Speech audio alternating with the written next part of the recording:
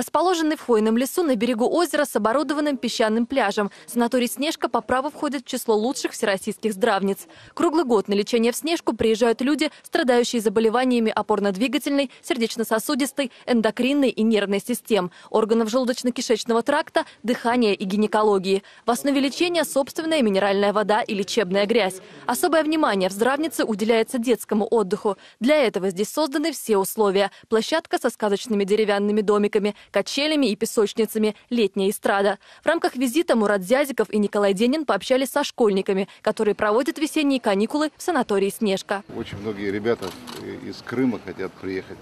Вы же не будете возражать, да? Нет, конечно. Вот. А вы туда поедете, а может быть здесь какие-то смешанные какие-то будут группы, такие как-то это. Ну, это наши люди, тоже наши, вот молодежь наша, то, что ребятам будет тоже познавательно.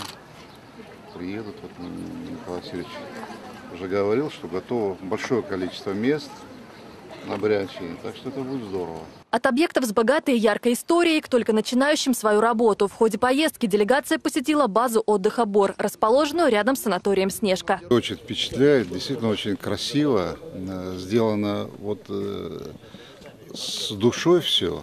И это и оздоровительный комплекс, и место отдыха. И действительно, мы посмотрели и лечебные кабинеты, и тренажерные залы. Ну, просто, вы знаете, причем совпало так, казалось бы, обеденное время, людей много не бывает, но очень много людей было. То есть и молодежь, и люди чуть постарше возраста. И посмотрел, оборудование очень хорошее. И такой вот, и атмосфера очень теплая такая, добрая, душевная. Я думаю, что все-таки вот те, кто вот осуществлял этот комплекс, те, кто это делал, душу вложили здесь. Кристина Перцхилава, Владимир Сидоров. События. Брянский район.